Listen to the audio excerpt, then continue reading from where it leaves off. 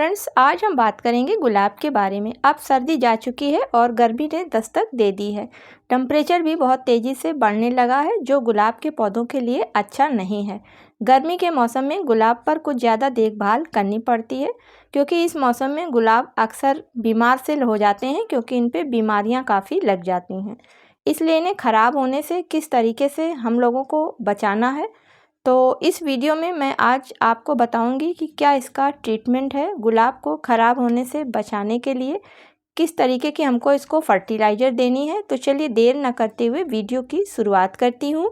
नमस्कार दोस्तों, मेरे यूट्यूब चैनल पर आप सभी लोगों का हार्दिक स्वागत है। तो फ्रेंड्स, अप्रैल के महीने में टेम्परेचर 35 डिग्री के ऊपर जाने लगता है और इस टेम्परेचर में गुलाब का पौधा धीरे धीरे कई बीमारियों से घिर जाता है, जैसे कि पत्ते सूखने लगते हैं, कलियां काली पड़ने लगती हैं और जो कलियां पौधे पर आती हैं वो काफ़ी छोटी होती हैं तथा बीच से वो फटी सी होती हैं।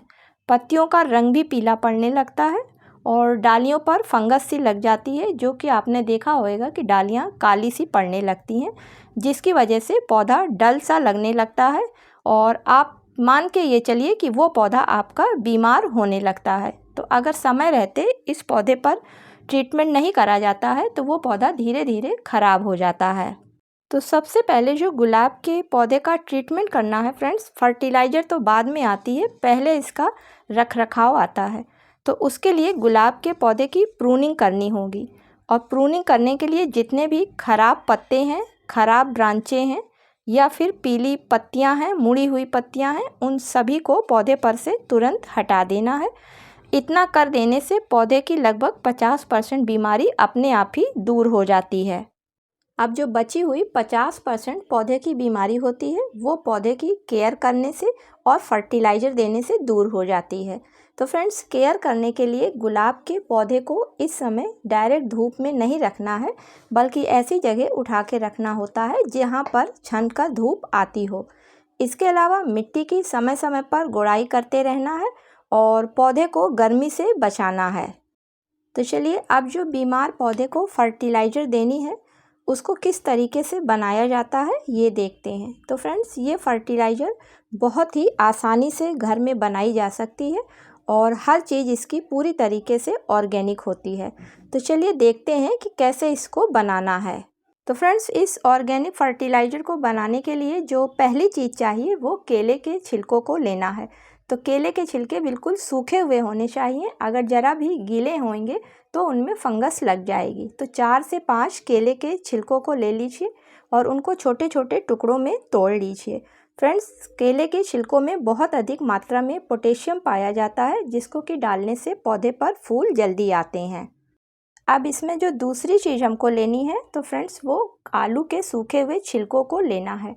आलू के सूखे छिलके भी हम सभी के वहाँ रोज़ ही निकलते हैं, तो इन छिलकों को भी अच्छी तरीके से सुखा लीजिए और जितने आपने केले के छिलके लिए थे, यानी कि 1 कटोरी के करीब, आप इनको भी ले लीजिए, क्योंकि केले के छिलके 4 से 5 1 कटोरी के करीब हो जाते हैं। इन आलू के सूखे हुए छिलकों में फास्फोरस बहुत अच्छी मात्रा में पाया जाता है, जो कि पौधे के ख़राब हो रहे रूट सिस्टम को सुधारने में काफ़ी मदद करता है। इसके अलावा पौधे पर नई नई ब्रांचें और नई नई शूट्स को लाने में भी ये काफ़ी हेल्प करता है। अब इसमें जो अगली चीज़ हमें मिलानी है तो फ्रेंड्स, वो 4 से 5 अंडे के छिलकों को लेना है और ये छिलके भी हम सभी के घरों में बहुत आसानी से मिल जाते हैं और इन अंडे के छिलकों में कैल्शियम बहुत अच्छी मात्रा में पाया जाता है, जिसकी वजह से पौधे के तने और पौधे की जड़ें, साथ में पत्तियां, फूल, सभी चीज़ काफ़ी मजबूत होती हैं। अब इसमें जो हमें अगली चीज़ मिलानी है तो फ्रेंड्स, वो भी हमारे घर में रोज़ ही इस्तेमाल होती है और हम लोग उसको फेंक देते हैं, तो वो है हमारी चाय की पत्ती। तो चाय की पत्ती जो लेनी है वो यूज़ करी हुई पत्ती को लेना है।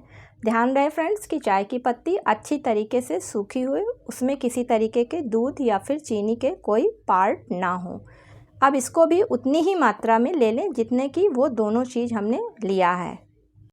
फ्रेंड्स, अगर आप चाय की पत्ती यूज़ करी हुई इस फर्टिलाइज़र में नहीं लेना चाहते हैं और फ्रेश चाय की पत्ती को लेना चाहते हैं, तो ये ध्यान रखिएगा कि जितनी यूज़ करी हुई चाय की पत्ती लेनी है उसकी जस्ट हाफ फ्रेश चाय की पत्ती लेनी है। हम सभी लोगों को पता है कि चाय पत्ती गुलाब के पौधों को बहुत पसंद होती है, क्योंकि इसमें 5% नाइट्रोजन पाई जाती है अकेली। इसके अलावा ये मिट्टी को एसिडिक बनाती है, जो कि गुलाब के पौधों की फेवरेट मिट्टी है।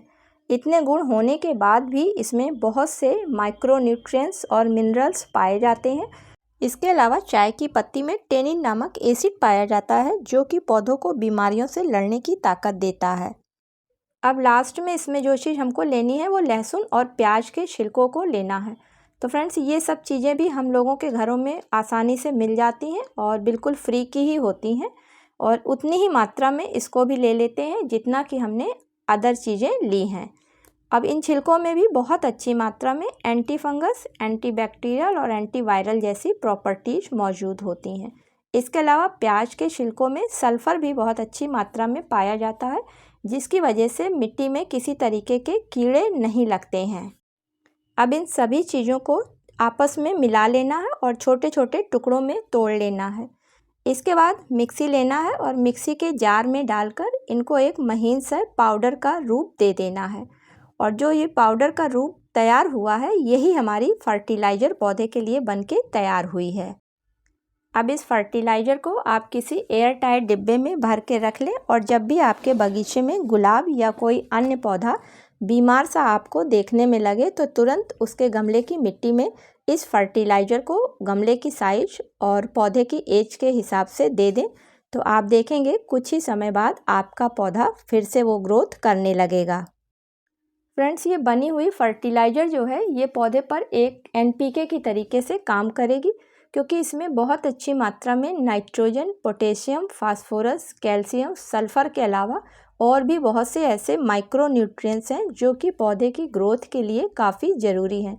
इसलिए अगर इसको गुलाब के पौधे पर आप डालते हैं तो आपका गुलाब का बीमार पौधा फिर से स्वस्थ हो जाएगा।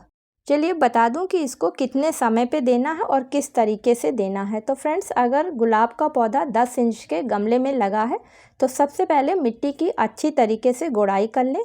उसके बाद चाय वाले 2 चम्मच मिट्टी में अच्छी तरीके से मिलाकर मिट्टी को बराबर कर दें, और ऊपर से सिर्फ इतना पानी डाल दें कि ये फर्टिलाइज़र पौधे की रूट तक पहुँच जाए।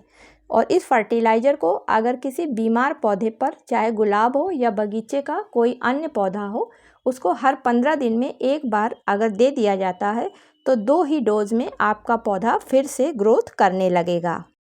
तो उम्मीद है कि आज का वीडियो आप लोगों को पसंद आया होगा। फ्रेंड्स, अगर पसंद आया हो तो इसे लाइक करें, और वीडियो पर पहली बार आए हैं तो मेरे चैनल को सब्सक्राइब करें। मेरा वीडियो देखने के लिए आप लोगों को बहुत बहुत धन्यवाद।